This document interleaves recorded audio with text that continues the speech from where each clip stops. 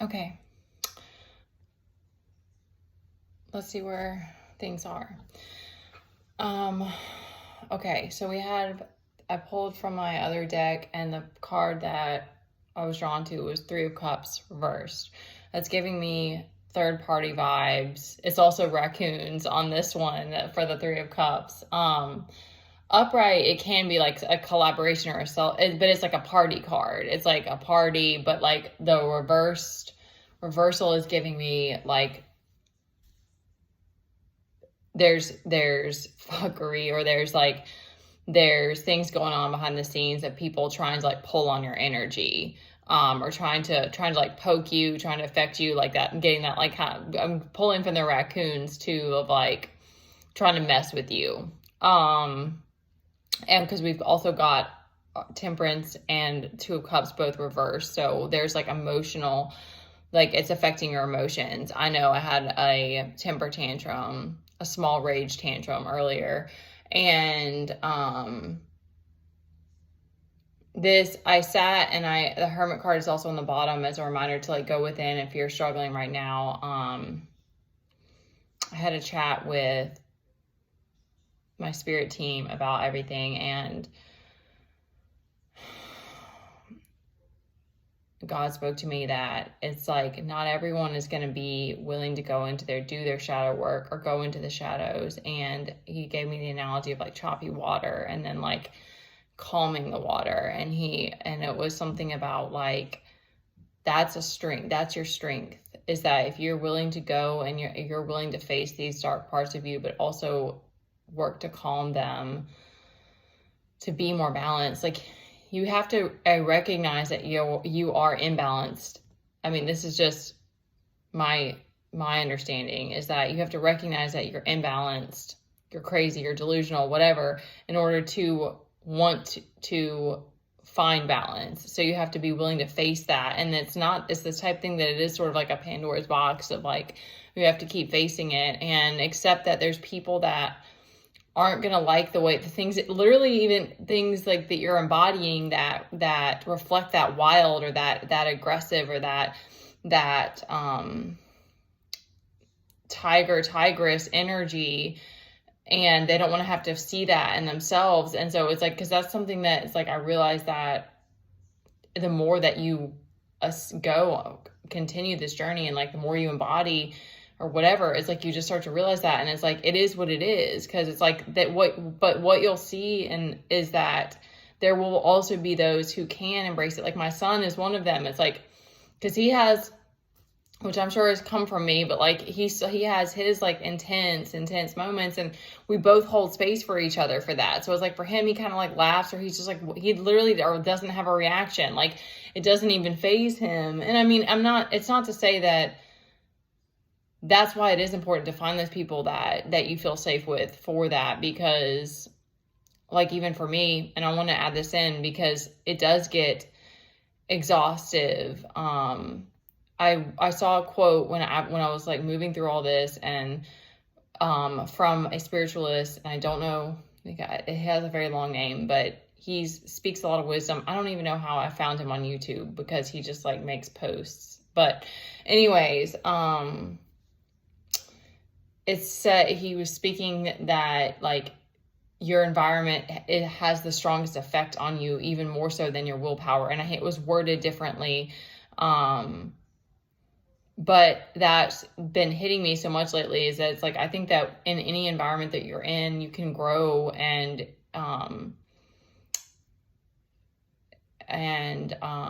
but nonetheless, it does have an effect on you. Seeing the same walls day in and day out is very draining. Like, there's so much to that, like feng shui, and like having things that it's vibrational. So it's like, it's easy to forget that, but, so it doesn't like there's just an aspect of that you have to accept, because that same post spoke more about how it's like, if you choose to be on the spiritual path, you accept that like you're choosing to live a different way. And there's all this other stuff about like choosing to focus on the good, and but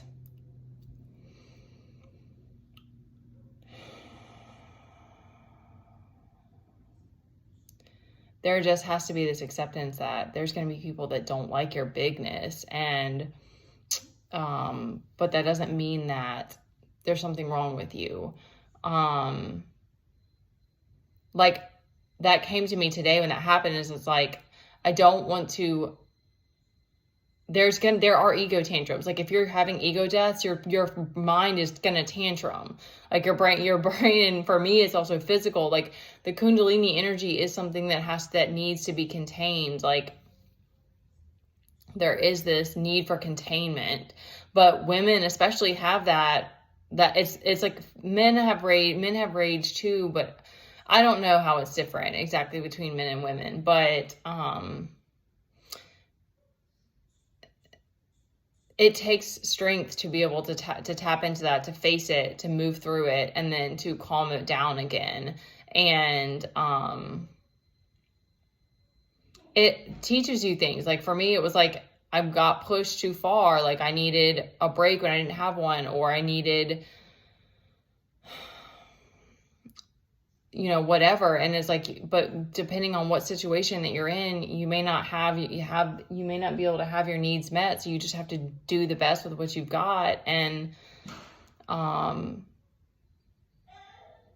take whatever lessons come from it and keep pushing, keep going.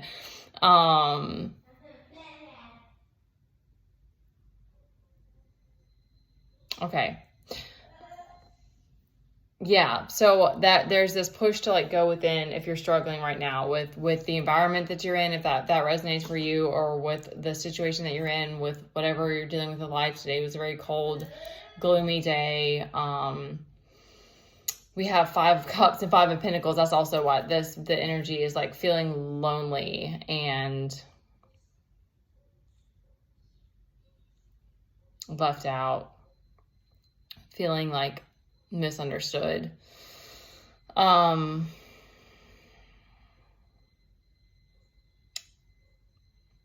There's a draw to pull on your creativity. The Wheel of Fortune is up, so it's saying that fortune is on your side.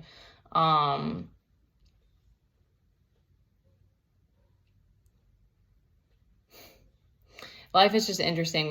There were a bunch of friendly strangers in the store earlier today with me and Teddy, and the same lady that Teddy tried to run. He did really well, but then at the very end, he tried to run for me when we were at checkout, and the same lady, and her name is Mira, came up to us and was talking to Teddy to try to keep him distracted so he would stay behind me. And it was just, and she's like, I could tell her English wasn't very good, but she could ask a few questions, and she was like sweet and giggly, and it was just one of those, like, that's the stuff that, like, not only like pulls you through, but gives you that reminder that, like, that's what I mean about, like, even though there may be people that can't hold space for you, or can't understand you, or choose to see the bad in you, or whatever, it's like there's still going to be those people that just immediately gravitate to you, and like, are they like, I didn't even look over at her, ask her to come help, and she couldn't have been sweeter and more, like, Teddy was like immediately drawn in by her because her energy was just so warm, and it was just it's just like stuff like that just like is like, there's such beauty in humanity still. It's just, as you're awakening and you're dealing with so much shadow aspects at certain times, it does get overwhelming. So try to go within when you can, because I had that today about, like, I'm like, now it's weird because it's like, now I see every time my ego has a tantrum, or I'm crying or something, that's like, okay, like, I have to move through this. Like, it's just weird because, I mean, I still do get attached to like a feeling sometimes, but it's kind of gets eerie almost, because you almost start to like be like, all right, like, you're like you're like the observer, like, okay, like, let's get, like, come on, let's move through this, like, you're fine. And not so much like that. I mean, you do anyway. I don't know it's very hard to describe, but it gets interesting because it is like a muscle. Like I said, it's like you cry and you purge so many times, and then it's like, it's not that I don't think we don't cry and all these things, because we're emotional, like, we're sentient beings, but you just don't, once you can like detach so much from the pain story, and I guess it's like you alchemize so much of it that it's like you don't need to be dragged down by it. So you can kind of observe it a little bit more of like, wow, my ego's really having a tough day today or whatever. Like, I don't, again, it's hard to find the words even sometimes of like what's going on. Or, you know, my inner child really needs a hug right now, you know, like it's something like that. And that's how sometimes I get like, if I'm struggling to hear my spirit team or whatever, I'll do that. I'll reach out to them, and then I usually like get something back, but I'm sure that's different for different people. Okay. That was a lot of chit chat.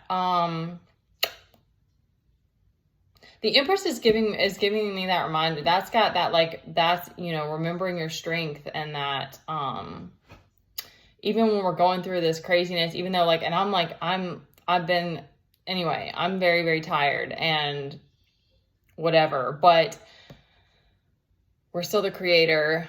We're still here. We're still kicking it. We're still figuring it out. We still have support from our spirit team. And like I said, the right people are going to show up. I think that there's something to that of like, you kind of like realize like, okay, I can't just trust every person that comes into my life, or I'm not meant to, like, everyone's not meant to be with me. And so it's like, it's hard to like your ego and to like your, self-esteem, or like to like, but it's like the people pleaser has to slowly die. It's like that part of you has to like realize like, okay, I'm not for everyone, and that's okay. And I can still put my boots back on and find the people that are meant for me. And that doesn't mean that like I'm a shitty person, I guess. Is like, that's what it is for me. Is like, sometimes it's like I want to play that story of like, I must be a terrible person because more people I don't have more people in my life, or more people don't love me or whatever. But it's just, that's just a story. So yeah, it's a reminder that you're a powerhouse. Like, that's what I'm getting from that. Like, you're a powerhouse. And don't let all this other stuff, all this riffraff, all the fluff, like, drag you down. I also saw a crow today too, and they're like really powerful messenger bird. The Page of Wands is here, so there might be some kind of positive message coming in. He does really look like a zombie though. Like, if I had to create a story with zombies, they would look like him. Maybe he's a little bit of a space cadet. He's like me. He's just a little bit aloof.